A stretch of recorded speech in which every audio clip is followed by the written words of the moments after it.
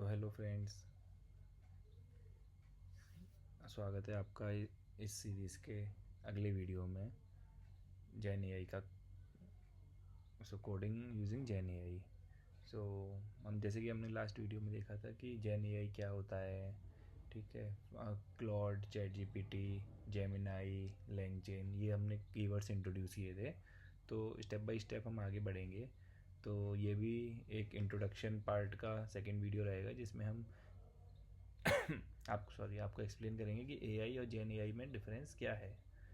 सो AI आप लोगों ने पहले काफ़ी टाइम सुना होगा। तो एआई होता है आर्टिफिशियल इंटेलिजेंस, यानी कि वो सोचता है, it can think and it can decide. Basically it can predict based on the past data. हमारे पास्ट डेटा की मदद से ये डिसाइड कर सकता है कि फ्यूचर में क्या होगा। ये हमारा एआई होता है। बट जेन एआई क्या है? So it's a generative AI. So basically जैसे एआई मैंने आपको बोला कि डेटा से प्रेडिक्ट करता है, वैसे ही जेन एआई जो है ये ये भी हमारे एक एआई मॉडल से ही इंस्पायर्ड होता है। बट ये जो एआई मॉडल है इसको हम बोलते हैं एलएलएम, यानी कि लार्ज लैंग्वेज मॉडल। सो ये मॉडल बेसिकली ट्रेंड होता है हमारा ह्यूज अमाउंट ऑफ टेक्स्ट पर, और हम कह सकते हैं कि लैंग्वेज डेटा पर। तो इससे क्या होता है ना कि ये नॉर्मल प्रिडिक्शन नहीं करता है, ये हमें जो भी रिस्पॉन्स देगा वो एक प्रॉपर कन्वर्सेशनल फॉर्म में देगा। जैसे कि हम आपस में एक दूसरे से बात करते हैं ना, तो जो बात करने का तरीका है ये उस तरह से हमें रिस्पॉन्ड करेगा। सो ये डिफरेंस है। जैसे कि अगर मैं आपको एक्सप्लेन करूँ, अगर एक एग्जांपल के तौर पर, जैसे कि अगर मैं कहूँ कि जून में जो टेम्परेचर रहता है वो हर साल 45 डिग्री सेल्सियस रहता है। ठीक है, तो अगर हम एआई मॉडल से पूछेंगे कि भाई 2026 में या 2027 में क्या टेम्परेचर रहेगा, सो वो जो भी मॉडल यूज़ कर रहा होगा उसकी मदद से बता देगा कि आगे भी टेम्परेचर 45 ही रहेगा, क्योंकि पास्ट में भी 45 ही रहा है। Simple, right. बट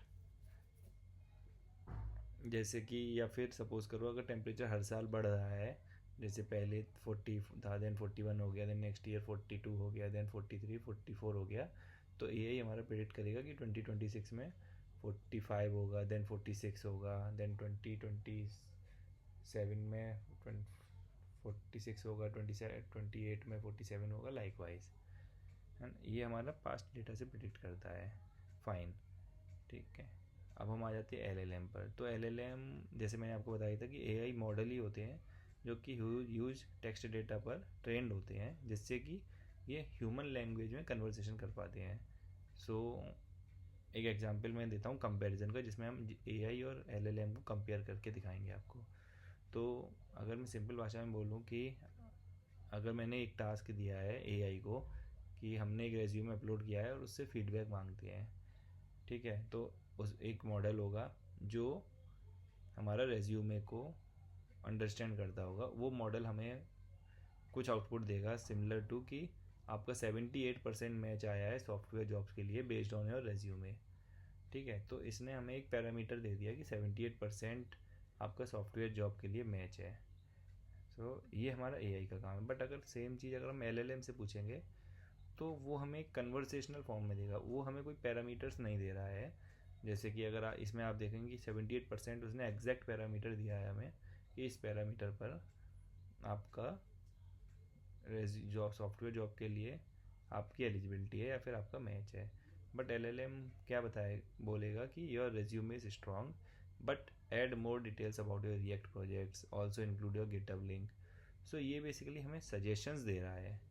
सो जैसे कि डिफरेंस अगर आप देखेंगे ना, तो ये हमें केवल मैच नहीं बता रहा है, ये हमें बता रहा है कि आपके रेज्यूमे में कितनी मतलब रेज्यूमे आपका स्ट्रांग है या वीक है, उसमें क्या क्या मिसिंग है, क्या क्या आप इंक्लूड कर सकते हैं। इवन वो आपके लिए रेज्यूमे प्रिपेयर करके भी दे सकता है। सो ये सारी चीज़ें हम एलएलएम से कर सकते हैं।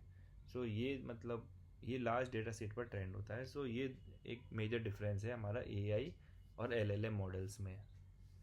So thank you for this video. इस वीडियो के लिए इतना ही है। अगर कोई भी आपको डाउट है या क्वेश्चन है तो आप कमेंट सेक्शन में पूछिए और मैं उस पर वीडियो बनाने की कोशिश करता हूँ। Thank you.